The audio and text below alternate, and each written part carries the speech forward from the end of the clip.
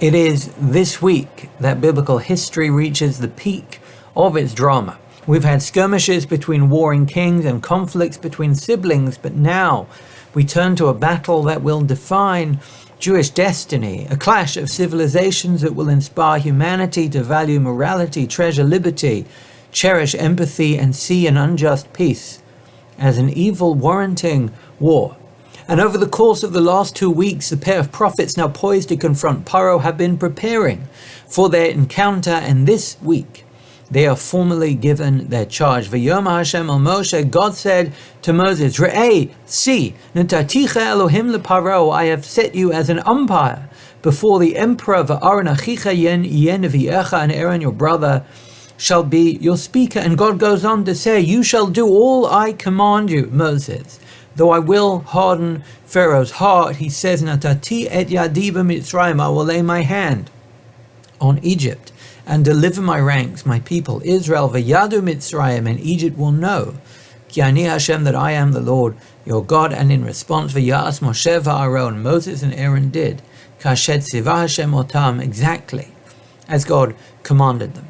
So it is in the battle between God and idolatry, between equality and autocracy, that Pharaoh stands for the powerful and Moshe and Aaron stand for the powerless. But then, before Hashem offers the first detail of his directive, a stray sentence makes its way into the text, and we're told, incidentally, Moshe ben Shmonim Shana, Moses was 80 years old, Aaron ben Shalosh Shmonim Shana, and Aaron was 83 years old. B'dabram el Paro, when they spoke with Pharaoh. And this is my question. Why on earth does the text interrupt a speech of such significance with a mildly helpful, highly irregular, age-related footnote? Once we get into the thick of the wilderness on the other side of the Exodus, we will become attuned to long lists of names and dates and ages, but now we are still in the midst of the plot's rising action, of the narrative culmination. Why distract us with a less than pedestrian detail when we are quite likely on the cusp of war? And there are 3 answers to this question among many more that I'd like to share with you today. First, Rabbi Moshe Alshech, commentator, halachist, and mystic, suggests that this detail is anything but pedestrian. Being told Moshe and Aaron's respective ages invites us all to live lives of grace and patience, and steers our attention away from aggression precisely when cascading plagues lie on the horizon. For the Alshech, the drama of the plot and Moshe's rise is interrupted to remind us of Aaron's piety. Shema Toma, lest we say, the Alshech remarks, what is it that God sees to praise in Aaron about his self-effacement in the shadow of Moses? So we're told that he was 3 years older than Moshe. And unlike some of the baser figures of Genesis, Cain, Ishmael, and Esau, figures who saw their younger siblings' promisance as a threat to their sense of self, Aaron stands in the shadow of his younger brother with dignity and respect. So in this moment of audacity and daring, where hormones rush and egos flare, Aaron exhibits profound self-awareness and humility. And these traits are exactly what the brothers' respective ages teach us, and the text sees as worthy of bringing to our attention. The second reading of these details is found in the comments of the 19th century Slovakian biblical scholar of David Zvi Hoffman. And for him, this verse is less interested in sharing the merits of a single man than providing a lesson for crisis management and global diplomacy.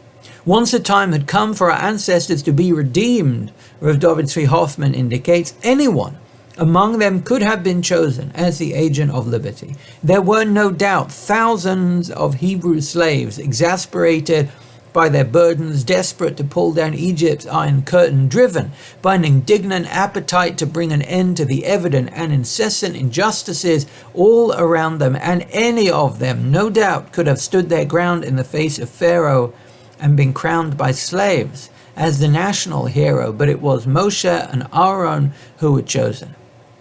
And the text tells us Moshe and Aaron's age precisely to illustrate the import of experience for this mission. For the prophets to succeed, Rav Hoffman suggests, for the slaves to be freed, a diplomatic dance needed to commence. There would be ups and downs on the path to persuasion, moments of triumph amid stages and stretches of stagnation, and more than passion or appetite or power, the leaders would require patience and perspective and poise. And in these fields, those who have attended what is known as the University of Hard Knocks seem to prevail. For often, as many have suggested, experience can be the best teacher. Or as Cervantes is said to have put it, you must live long in order to see much. And for David Zvi Hoffman, that is precisely why God goes out of his way to detail the ages of Moshe and Aaron kedei lelamdenu, to teach us shezkenim uvale nisayon, that it was in the hands of elders and the experienced. Hifkid Hashem et hamalacha, God placed this work, hakasher, this hard work, shel hageulah, of redemption. But there is a third reading, another reading of this extraordinary verse, one in which neither lessons in humility or diplomacy emerge, but instead a spur to inspire every single one of us to never, ever give up. Rav Zalman Sorotsky, 19th century leader and exegete for whom a street in Yerushalayim is named, invites us to look back on the legacy of Moshe and Aaron up until this point. Because in truth, until Moshe confronts Pharaoh, his impact on the course of human or even Jewish history is decidedly limited. It is true that he had a couple of heroic moments in his youth, saving a slave, interrupting a brawl, and interceding on behalf of Yitro's daughters, but other than these three flashes of valor, Moshe leads an eminently ordinary, even marginal life. Had Moshe met his demise before seeing that divine fire and weaving his way back to Egypt, his legacy would have been no doubt markedly bare and lost in the sands of time. Everything that we remember Moshe for, everything that we memorialize Moshe for, everything that we admire, valorize, and revere Moshe for, giving our people their liberty and God's law, defending them in the wake of sin and in the midst of war, leading them from the Sea of Reeds to the bank of the Jordan, all unfolds in the final third of his life. And in the words of Rabbi Sorotsky, Ra'u, see, ma pa'alu va'asu ha'achim ha'ela, see what these brothers achieved. Leveit Yisrael lechol min ha'enoshi, for the Jewish people and humanity, le'et ziknatam, in their old age. We all tend to imagine that dreams come with an expiration date, that there comes a point when it is too late to leave a mark or carve a path toward a more important or meaningful life.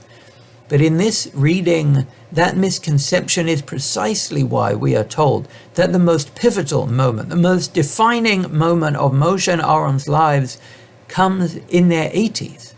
The venture that earns these brothers a nation's eternal love begins with a conversation that they open in their 80s. And so crucial is this truth that the text interrupts the culminating narrative, the developing plot, the growing drama to make us pause and face the fact that Moshe ben Shmonim Shana, Moses was 80, Aaron ben Shalosh Shmonim Shana, and Aaron was 83 B'dabram el Paro when they first spoke to Pharaoh.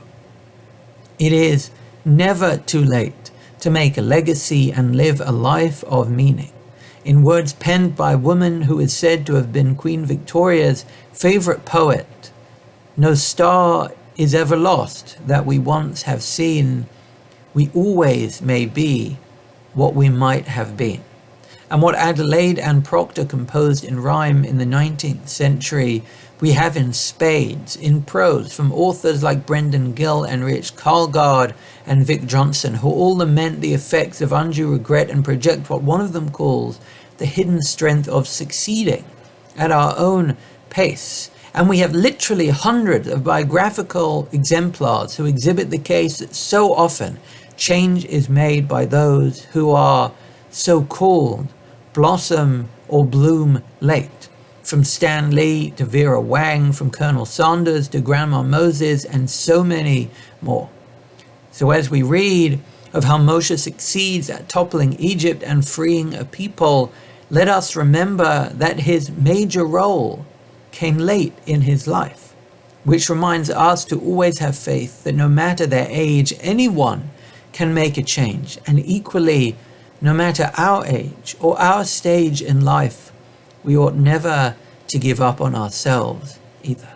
I wish you all a Shavua Tov.